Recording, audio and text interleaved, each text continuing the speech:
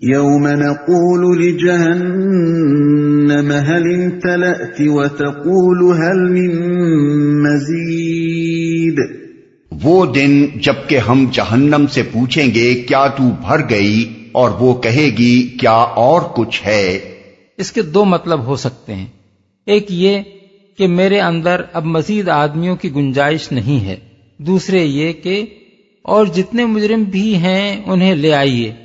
پہلا مطلب لیا جائے تو اس ارشاد سے تصور یہ سامنے آتا ہے کہ مجرموں کو جہنم میں اس طرح ٹھونس ٹھونس کر بھر دیا گیا ہے کہ اس میں ایک سوئی کی بھی گنجائش نہیں رہی، حتیٰ کہ جب اس سے پوچھا گیا کہ کیا تو بھر گئی تو گھبرا کر چیخ اٹھی کہ کیا ابھی اور آدمی بھی آنے باقی ہیں۔ دوسرا مطلب لیا جائے تو یہ تصور ذہن میں پیدا ہوتا ہے کہ جہنم کا غیظ اس وقت مجرموں پر کچھ اس بری طرح بھڑکا ہوا ہے کہ وہ حل میں مزید کا مطالبہ کیے جاتی ہے اور چاہتی ہے کہ آج کوئی مجرم اس سے چھوٹنے نہ پائے۔ یہاں یہ سوال پیدا ہوتا ہے کہ جہنم سے اللہ تعالیٰ کے اس خطاب اور اس کے جواب کی نوعیت کیا ہے؟ کیا یہ محض مجازی کلام ہے یا فی الواقع جہنم کوئی ذی روح اور ناطق چیز ہے جسے مخاطب کیا جا سکتا ہو اور وہ بات کا جواب دے سکتی ہو؟ اس معاملے میں در حقیقت کوئی بات قطعیت کے ساتھ نہیں کہی جا سکتی۔ ہو سکتا ہے کہ یہ مجازی کلام ہو اور محض صورتحال کا نقشہ کھینچنے کے لیے جہنم کی کیفیت کو سوال و جواب کی شکل میں بیان کیا گیا ہو۔ جیسے کوئی شخص یوں کہے کہ میں نے موٹر سے پوچھا تو چلتی کیوں نہیں؟ اس نے جواب دیا میرے اندر پیٹرول نہیں ہے۔ لیکن یہ بات بھی بالکل ممکن ہے کہ یہ کلام مبنی بر حقیقت ہو، اس لیے کہ دنیا کی جو چیزیں ہمارے لیے جامد و صامت ہیں ان کے متعلق ہمارا یہ گمان کرنا درست نہیں ہو سکتا کہ وہ ضرور اللہ تعالیٰ کے لیے بھی ویسی ہی جامد و صامت ہوں گی۔ خالق اپنی ہر مخلوق سے کلام کر سکتا ہے اور اس کی ہر مخلوق اس کے کلام کا جواب دے سکتی ہے، خواہ ہمارے لیے اس کی زبان کتنی ہی ناقابل فہم ہو۔ وَأُزْلِفَتِ الْجَنَّةُ لِلْمُتَّقِينَ غَيْرَ بَعِيدٍ، اور جنت متقین کے قریب لے آئی جائے گی، کچھ بھی دور نہ ہوگی۔ یعنی جو ہی کسی شخص کے متعلق اللہ تعالیٰ کی عدالت سے یہ فیصلہ ہوگا کہ وہ متقی اور جنت کا مستحق ہے، فی الفور وہ جنت کو اپنے سامنے موجود پائے گا۔ وہاں تک پہنچنے کے لیے اسے کوئی مسافت طے نہیں کرنی پڑے گی کہ پاؤں سے چل کر یا کسی سواری میں بیٹھ کر سفر کرتا ہوا وہاں جائے اور فیصلے کے وقت اور دخول جنت کے درمیان کوئی وقفہ ہو، بلکہ ادھر فیصلہ ہوا اور ادھر متقی جنت میں داخل ہو گیا۔ گویا وہ جنت میں پہنچایا نہیں گیا ہے بلکہ خود جنت ہی اٹھا کر اس کے پاس لے آئی گئی ہے۔ اس سے کچھ اندازہ کیا جا سکتا ہے کہ عالم آخرت میں زمان و مکان کے تصورات ہماری اس دنیا کے تصورات سے کس قدر مختلف ہوں گے۔ جلدی اور دیر اور دوری اور نزدیکی کہ وہ سارے مفہومات وہاں بے معنی ہوں گے جن سے ہم اس دنیا میں واقف ہیں۔ هذا ما توعدون لكل أواب حفيظ من خشي الرحمن بالغيب وجاء بقلب منيب ادخلوها بسلام ذلك يوم الخلود۔ ارشاد ہوگا یہ ہے وہ چیز جس کا تم سے وعدہ کیا جاتا تھا ہر اس شخص کے لیے جو بہت رجوع کرنے والا اور بڑی نگہداشت کرنے والا تھا، جو بے دیکھے رحمان سے ڈرتا تھا اور جو دلے گرویدہ لیے ہوئے آیا ہے۔ داخل ہو جاؤ جنت میں سلامتی کے ساتھ، وہ دن حیات ابدی کا دن ہوگا، بہت رجوع کرنے والا۔ اصل میں لفظ اواب استعمال ہوا ہے جس کا مفہوم بہت وسیع ہے۔ اس سے مراد ایسا شخص ہے جس نے نافرمانی اور خواہشات نفس کی پیروی کا راستہ چھوڑ کر طاعت اور اللہ کی رضا جوئی کا راستہ اختیار کر لیا ہو، جو ہر اس چیز کو چھوڑ دے جو اللہ کو ناپسند ہے اور ہر اس چیز کو اختیار کرے جو اللہ کو پسند ہے، جو راہ بندگی سے ذرا قدم ہٹتے ہی گھبرا اٹھے اور توبہ کر کے بندگی کی راہ پر پلٹ آئے، جو کثرت سے اللہ کو یاد کرنے والا اور اپنے تمام معاملات میں اس کی طرف رجوع کرنے والا ہو، نگہداشت کرنے والا تھا۔ اصل میں لفظ حفیظ استعمال ہوا ہے جس کے معنی ہے حفاظت کرنے والا۔ اس سے مراد ایسا شخص ہے جو اللہ کے حدود اور اس کے فرائض اور اس کی حرمتوں اور اس کی سپرد کی ہوئی امانتوں کی حفاظت کرے، جو ان حقوق کی نگہداشت کرے جو اللہ کی طرف سے اس پر عائد ہوتے ہیں، جو اس عہد و پیمان کی نگہداشت کرے جو ایمان لا کر اس نے اپنے رب سے کیا ہے، جو اپنے اوقات اور اپنی قوتوں اور محنتوں اور کوششوں کی پاسبانی کرے کہ ان میں سے کوئی چیز غلط کاموں میں ضائع نہ ہو، جو توبہ کر کے اس کی حفاظت کرے اور اسے پھر نہ ٹوٹنے دے، جو ہر وقت اپنا جائزہ لے کر دیکھتا رہے کہ کہیں میں اپنے قول یا فعل میں اپنے رب کی نافرمانی تو نہیں کر رہا ہوں۔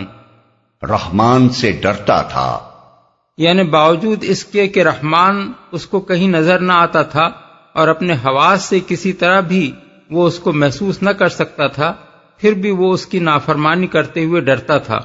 اس کے دل پر دوسری محسوس طاقتوں اور علانیہ نظر آنے والی زوراور ہستیوں کے خوف کی بنسبت اس اندیکھے رحمان کا خوف زیادہ غالب تھا، اور یہ جانتے ہوئے بھی کہ وہ رحمان ہے، اس کی رحمت کے بھروسے پر وہ گناہگار نہیں بنا بلکہ ہمیشہ اس کی ناراضی سے ڈرتا ہی رہا۔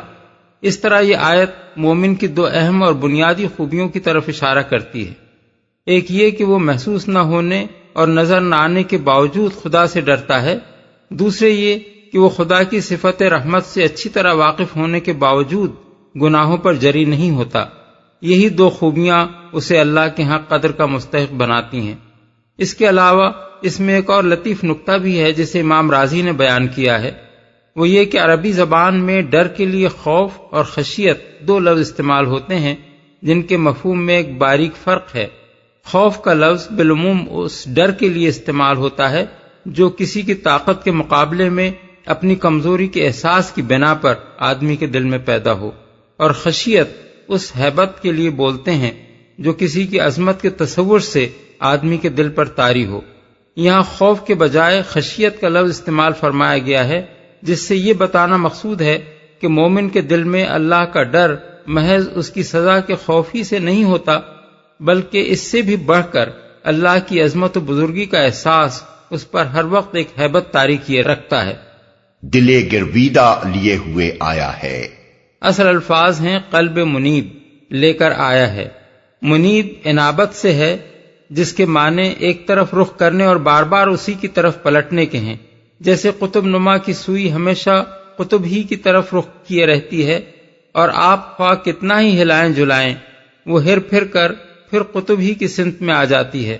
بس قلب منیب سے مراد ایسا دل ہے جو ہر طرف سے رخ پھیر کر ایک اللہ کی طرف مڑ گیا، اور پھر زندگی بھر جو احوال بھی اس پر گزرے ان میں وہ بار بار اسی کی طرف پلٹتا رہا۔ اسی مفہوم کو ہم نے دل گرویدہ کے الفاظ سے ادا کیا ہے۔ اس سے معلوم ہوا کہ اللہ کے ہاں اصلی قدر اس شخص کی ہے جو محض زبان سے نہیں بلکہ پورے خلوص کے ساتھ سچے دل سے اسی کا ہو کر رہ جائے۔ جنت میں سلامتی کے ساتھ۔ اصل الفاظ ہیں ادخلوها بسلام۔ سلام کو اگر سلامتی کے معنی میں لیا جائے تو اس کا مطلب یہ ہے کہ ہر قسم کے رنج و غم اور فکر اور آفات سے محفوظ ہو کر اس جنت میں داخل ہو جاؤ، اور اگر اسے سلام ہی کے معنی میں لیا جائے تو مطلب یہ ہوگا کہ آؤ اس جنت میں اللہ اور اس کے ملائکہ کی طرف سے تم کو سلام ہے۔ ان آیات میں اللہ تعالیٰ نے وہ صفات بتا دی ہیں جن کی بنا پر کوئی شخص جنت کا مستحق ہوتا ہے، اور وہ ہیں: نمبر 1 تقوی، 2 رجوع الی اللہ، 3 اللہ سے اپنے تعلق کے نگہداشت، 4 اللہ کو دیکھے بغیر اور اس کی رحیمی پر یقین رکھنے کے باوجود اس سے ڈرنا، اور 5 قلب منیب لیے ہوئے اللہ کے ہاں پہنچنا، یعنی مرتے دم تک انابت کی روش پر قائم رہنا۔ لهم ما يشاءون فيها ولدينا مزيد۔ وہاں ان کے لیے وہ سب کچھ ہوگا جو وہ چاہیں گے، اور ہمارے پاس اس سے زیادہ بھی بہت کچھ ان کے لیے ہے۔ یعنی جو کچھ وہ چاہیں گے وہ تو ان کو ملے گا ہی، مگر اس پر مزید ہم انہیں وہ کچھ بھی دیں گے جس کا کوئی تصور تک ان کے ذہن میں نہیں آیا ہے کہ وہ اس کے حاصل کرنے کی خواہش کریں۔ وَكَمْ أَهْلَكْنَا قَبْلَهُمْ مِنْ قَرْنٍ هُمْ أَشَدُّ مِنْهُمْ بَطْشًا فَنَقَّبُوا فِي الْبِلَادِ هَلْ مِنْ مَحِيصٍ إِنَّ فِي ذَلِكَ لَذِكْرَى لِمَنْ كَانَ لَهُ قَلْبٌ أَوْ أَلْقَى السَّمْعَ وَهُوَ شَهِيدٌ۔ ہم ان سے پہلے بہت سی قوموں کو ہلاک کر چکے ہیں جو ان سے بہت زیادہ طاقتور تھیں اور دنیا کے ملکوں کو انہوں نے چھان مارا تھا، پھر کیا وہ کوئی جائے پناہ پا سکے؟ اس تاریخ میں عبرت کا سبق ہے ہر اس شخص کے لیے جو دل رکھتا ہو یا جو توجہ سے بات کو سنے۔ چھان مارا تھا یعنی صرف اپنے ملک ہی میں وہ زور آور نہ تھیں بلکہ دنیا کے دوسرے ملکوں میں بھی وہ جا گھسی تھیں اور ان کی طاقت کا سلسلہ روئے زمین پر دور دور تک پہنچا ہوا تھا۔ کوئی جائے پناہ پا سکے یعنی جب خدا کی طرف سے ان کی پکڑ کا وقت آیا تو کیا ان کی وہ طاقت ان کو بچا سکی، اور کیا دنیا میں پھر کہیں ان کو پناہ مل سکی؟ اب آخر تم کس بھروسے پر یہ امید رکھتے ہو کہ خدا کے مقابلے میں بغاوت کر کے تمہیں کہیں پناہ مل جائے گی؟ جو توجہ سے بات کو سنے۔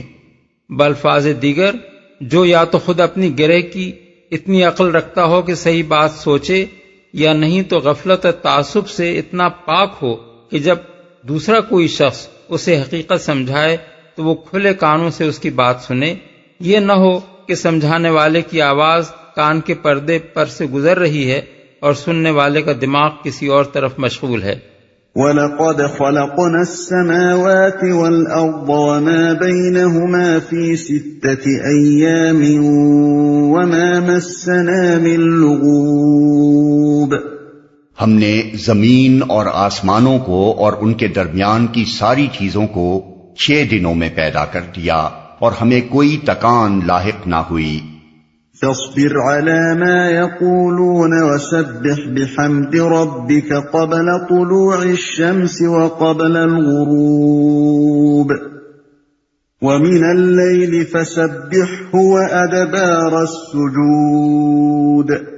پس اے نبی، جو باتیں یہ لوگ بناتے ہیں ان پر صبر کرو اور اپنے رب کی حمد کے ساتھ اس کی تسبیح کرتے رہو، طلوع آفتاب اور غروب آفتاب سے پہلے اور رات کے وقت پھر اس کی تسبیح کرو، اور سجدہ ریزیوں سے فارغ ہونے کے بعد بھی صبر کرو۔ یعنی امر واقعہ یہ ہے کہ یہ پوری کائنات ہم نے 6 دن میں بنا ڈالی ہے، اور اس کو بنا کر ہم تھک نہیں گئے ہیں کہ اس کی تعمیر نو کرنا ہمارے بس میں نہ رہا ہو۔ اب اگر یہ نادان لوگ تم سے زندگی بعد موت کی خبر سن کر تمہارا مذاق اڑاتے ہیں اور تمہیں دیوانہ قرار دیتے ہیں تو اس پر صبر کرو، ٹھنڈے دل سے ان کی ہر بےہودہ بات کو سنو، اور جس حقیقت کے بیان کرنے پر تم مامور کیے گئے ہو اسے بیان کرتے چلے جاؤ۔ اس آیت میں ضمناً ایک لطیف طنز یہود و نصارہ پر بھی ہے، جن کی بائبل میں یہ افسانہ گھڑا گیا ہے کہ خدا نے 6 دنوں میں زمین و آسمان کو بنایا اور 7ویں دن آرام کیا۔ پیدائش باب 2 آیت 2۔ اگرچہ اب مسیحی پادری اس بات سے شرمانے لگے ہیں اور انہوں نے کتاب مقدس کے اردو ترجمے میں آرام کیا کو فارغ ہوا سے بدل دیا ہے، مگر کنگ جیمز کی مستند انگریزی بائبل میں and he rested on the 7th day کے الفاظ صاف موجود ہیں، اور یہی الفاظ اس ترجمے میں بھی پائے جاتے ہیں جو 1954 میں یہودیوں نے فلیڈلفیا سے شائع کیا ہے۔ عربی ترجمے میں بھی فاستراح فی الیوم السابع کے الفاظ ہیں، سجدہ ریزیوں سے فارغ ہونے کے بعد بھی۔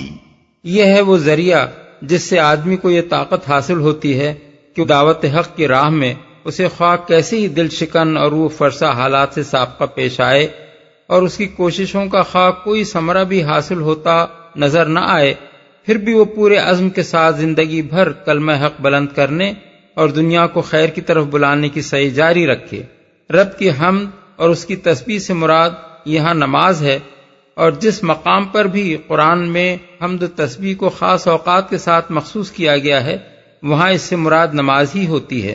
طلوع آفتاب سے پہلے فجر کی نماز ہے، غروب آفتاب سے پہلے دو نمازیں ہیں، ایک ظہر دوسری عصر۔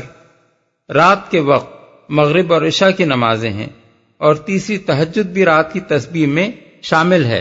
رہی وہ تسبیح جو سجود سے فارغ ہونے کے بعد کرنے کی ہدایت فرمائی گئی ہے، تو اس سے مراد ذکر بعد الصلاۃ بھی ہو سکتا ہے، اور فرض کے بعد نفل ادا کرنا بھی۔ حضرت عمر، حضرت علی، حضرت حسن بن علی، حضرات ابو ہریرہ، ابن عباس، شعبی، مجاہد، اکرمہ، حسن بصری، قتادہ، ابراہیم نخعی اور اوزاعی اس سے مراد نماز مغرب کے بعد کی 2 رکعتیں لیتے ہیں۔ حضرت عبداللہ بن عمرو بن العاص اور ایک روایت کے مطابق حضرت عبداللہ بن عباس کا بھی یہ خیال ہے کہ اس سے مراد ذکر بعد الصلاۃ ہے، اور ابن زید کہتے ہیں کہ اس ارشاد کا مقصود یہ ہے کہ فرائض کے بعد بھی نوافل ادا کیے جائیں۔ صحیحین میں حضرت ابو ہریرہ کی روایت ہے کہ ایک مرتبہ غریب مہاجرین نے حاضر ہو کر عرض کیا، یا رسول اللہ، مالدار لوگ تو بڑے درجے لوٹ لے گئے۔ حضور نے فرمایا، کیا ہوا؟ انہوں نے عرض کیا، وہ بھی نمازیں پڑھتے ہیں جیسے ہم پڑھتے ہیں، اور روزے رکھتے ہیں جیسے ہم رکھتے ہیں، مگر وہ صدقہ کرتے ہیں اور ہم نہیں کر سکتے، وہ غلام آزاد کرتے ہیں اور ہم نہیں کر سکتے۔ رسول اللہ صلی اللہ علیہ وسلم نے فرمایا، کیا میں تمہیں ایسی چیز بتاؤں جسے اگر تم کرو تو تم دوسرے لوگوں سے بازی لے جاؤ گے، بجز ان کے جو وہی عمل کریں جو تم کرو گے؟ وہ عمل یہ ہے کہ تم ہر نماز کے بعد 33 مرتبہ سبحان اللہ، الحمدللہ اور اللہ اکبر کہا کرو۔ کچھ مدت کے بعد ان لوگوں نے عرض کیا کہ ہمارے مالدار بھائیوں نے بھی یہ بات سن لی ہے اور وہ بھی یہی عمل کرنے لگے ہیں۔ اس پر آپ نے فرمایا، ذالک فضل اللہ یؤتیہ من یشاء۔ ایک روایت میں ان کلمات کی تعداد 33 کے بجائے 10 بھی منقول ہوئی ہے۔ حضرت زید بن ثابت کی روایت ہے کہ رسول اللہ صلی اللہ علیہ وسلم نے ہم کو ہدایت فرمائی تھی کہ ہم ہر نماز کے بعد 33 مرتبہ سبحان اللہ اور الحمدللہ کہا کریں اور 34 مرتبہ اللہ اکبر کہیں۔ بعد میں ایک انصاری نے عرض کیا، میں نے خواب میں دیکھا ہے کہ کوئی کہتا ہے اگر تم 25 مرتبہ یہ 3 کلمے کہو اور پھر 25 مرتبہ لا الہ الا اللہ کہو تو یہ زیادہ بہتر ہوگا۔ حضور نے فرمایا، اچھا اسی طرح کیا کرو۔ احمد، نسائی، دارمی۔ حضرت ابو سعید خدری کہتے ہیں کہ رسول اللہ صلی اللہ علیہ وسلم نماز سے فارغ ہو کر جب پلٹتے تھے تو میں نے آپ کو یہ الفاظ کہتے سنا ہے، سبحان ربک رب العزت عما یصفون والسلام علی المرسلین والحمد للہ رب العالمین۔ احکام القرآن للجساس۔ اس کے علاوہ بھی ذکر بعد الصلاۃ کی متعدد صورتیں رسول اللہ صلی اللہ علیہ وسلم سے منقول ہوئی ہیں۔ جو حضرات قرآن مجید کی اس ہدایت پر عمل کرنا چاہیں وہ مشکات باب الذکر بعد الصلاۃ میں سے کوئی ذکر جو ان کے دل کو سب سے زیادہ لگے چھانٹ کر یاد کر لیں اور اس کا التزام کریں۔ رسول اللہ صلی اللہ علیہ وسلم کے اپنے بتائے ہوئے ذکر سے بہتر اور کون سا ذکر ہو سکتا ہے، مگر یہ خیال رکھیں کہ ذکر سے اصل مقصود چند مخصوص الفاظ کو زبان سے گزار دینا نہیں ہے، بلکہ ان معانی کو ذہن میں تازہ اور مستحکم کرنا ہے جو ان الفاظ میں بیان کیے گئے ہیں۔ اس لیے جو ذکر بھی کیا جائے اس کے معنی اچھی طرح سمجھ لینے چاہیے اور پھر معنی کے استحضار کے ساتھ ذکر کرنا چاہیے۔ وَاسْتَمِعْ يَوْمَ يُنَادِ الْمُنَادِ مِن مَّكَانٍ قَرِيبٍ يَوْمَ يَسْمَعُونَ الصَّيْحَةَ بِالْحَقِّ ذَلِكَ يَوْمُ الْخُرُوجِ۔ اور سنو جس دن منادی کرنے والا ہر شخص کے قریب ہی سے پکارے گا، جس دن سب لوگ آوازۂ حشر کو ٹھیک ٹھیک سن رہے ہوں گے، وہ زمین سے مردوں کے نکلنے کا دن ہوگا، قریب ہی سے پکارے گا۔ یعنی جو شخص جہاں مرا پڑا ہوگا یا جہاں بھی دنیا میں اس کی موت واقع ہوئی تھی، وہیں خدا کے منادی کی آواز اس کو پہنچے گی کہ اٹھو اور چلو اپنے رب کی طرف اپنا حساب دینے کے لیے۔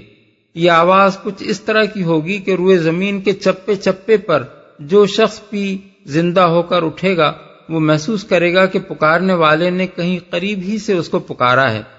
ایک ہی وقت میں پورے کرۂ ارض پر ہر جگہ یہ آواز یکساں سنائی دے گی۔ اس سے بھی کچھ اندازہ ہو سکتا ہے کہ عالم آخرت میں زمان و مکان کے اعتبارات ہماری موجودہ دنیا کی بنسبت کس قدر بدلے ہوئے ہوں گے، اور کیسی قوتیں کس طرح کے قوانین کے مطابق وہاں کار فرما ہوں گی۔ ٹھیک ٹھیک سن رہے ہوں گے۔ اصل الفاظ ہیں یسمعون الصیحۃ بالحق۔ اس کے دو معنی ہو سکتے ہیں، ایک یہ کہ سب لوگ امر حق کی پکار کو سن رہے ہوں گے، دوسرے یہ کہ آواز حشر کو ٹھیک ٹھیک سن رہے ہوں گے۔ پہلے معنی کے لحاظ سے مطلب یہ ہے کہ لوگ اسی امر حق کی پکار کو اپنے کانوں سے سن رہے ہوں گے جس کو دنیا میں وہ ماننے کے لیے تیار نہ تھے، جس سے انکار کرنے پر انہیں اصرار تھا، اور جس کی خبر دینے والے پیغمبروں کا وہ مذاق اڑایا کرتے تھے۔ دوسرے معنی کے لحاظ سے مطلب یہ ہے کہ وہ یقینی طور پر یہ آواز حشر سنیں گے، انہیں خود معلوم ہو جائے گا کہ یہ کوئی وہم نہیں ہے بلکہ واقعی یہ آواز حشر ہی ہے۔ کوئی شبہ انہیں اس امر میں نہ رہے گا کہ جس حشر کی انہیں خبر دی گئی تھی وہ آ گیا ہے، اور یہ اسی کی پکار بلند ہو رہی ہے۔ اِنَّا نَحْنُ نُحْيِي وَنُمِيتُ وَإِلَيْنَا الْمَصِيرُ يَوْمَ تَشَقَّقُ الْأَرْضُ عَنْهُمْ سِرَاعًا ذَلِكَ حَشْرٌ عَلَيْنَا يَسِيرٌ۔ ہم ہی زندگی بخشتے ہیں اور ہم ہی موت دیتے ہیں، اور ہماری ہی طرف اس دن سب کو پلٹنا ہے جب زمین پھٹے گی اور لوگ اس کے اندر سے نکل کر تیز تیز بھاگے جا رہے ہوں گے۔ یہ حشر ہمارے لیے بہت آسان ہے۔ یہ جواب ہے کفار کی اس بات کا جو آیت نمبر 3 میں نقل کی گئی ہے۔ وہ کہتے تھے بھلا یہ کیسے ہو سکتا ہے کہ جب ہم مر کر خاک ہو چکے ہوں اس وقت ہمیں پھر سے زندہ کر کے اٹھا کھڑا کیا جائے۔ یہ واپسی تو بعید از عقل و امکان ہے۔ ان کی اسی بات کے جواب میں فرمایا گیا ہے کہ یہ حشر یعنی سب اگلے پچھلے انسانوں کو بیک وقت زندہ کر کے جمع کر لینا ہمارے لیے بالکل آسان ہے۔ ہمارے لیے یہ معلوم کرنا کچھ مشکل نہیں ہے کہ کس شخص کی خاک کہاں پڑی ہے۔ ہمیں یہ جاننے میں بھی کوئی دقت نہیں پیش آئے گی کہ ان بکھرے ہوئے ذرات میں سے زید کے ذرات کون سے ہیں اور بکر کے ذرات کون سے۔ ان سب کو الگ الگ سمیٹ کر ایک ایک آدمی کا جسم پھر سے بنا دینا اور اس جسم میں اسی شخصیت کو اثر نو پیدا کر دینا جو پہلے اس میں رہ چکی تھی، ہمارے لیے کوئی بڑا محنت طلب کام نہیں ہے، بلکہ ہمارے ایک اشارے سے یہ سب کچھ آنن فانن ہو سکتا ہے۔ وہ تمام انسان جو آدم کے وقت سے قیامت تک دنیا میں پیدا ہوئے ہیں ہمارے ایک حکم پر بڑی آسانی سے جمع ہو سکتے ہیں۔ تمہارا چھوٹا سا دماغ اسے بعید سمجھتا ہو تو سمجھا کرے، خالق کائنات کی قدرت سے یہ بعید نہیں ہے۔ نحن اعلم بما يقولون وما انت عليهم بجبار فذكر بالقرآن من يخاف وعيد۔ اے نبی، جو باتیں یہ لوگ بنا رہے ہیں انہیں ہم خوب جانتے ہیں، اور تمہارا کام ان سے جبراً بات منوانا نہیں ہے، بس تم اس قرآن کے ذریعے سے ہر اس شخص کو نصیحت کر دو جو میری تنبیہ سے ڈرے۔ ہم خوب جانتے ہیں۔ اس فقرے میں رسول اللہ صلی اللہ علیہ وسلم کے لیے تسلی بھی ہے اور کفار کے لیے دھمکی بھی۔ حضور کو مخاطب کر کے فرمایا جا رہا ہے کہ تم پر جو باتیں یہ لوگ بنا رہے ہیں ان کی قطعاً پرواہ نہ کرو، ہم سب کچھ سن رہے ہیں اور ان سے نمٹنا ہمارا کام ہے۔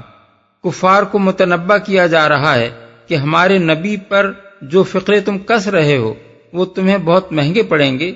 ہم خود ایک ایک بات سن رہے ہیں اور اس کا خمیازہ تمہیں بھگتنا پڑے گا۔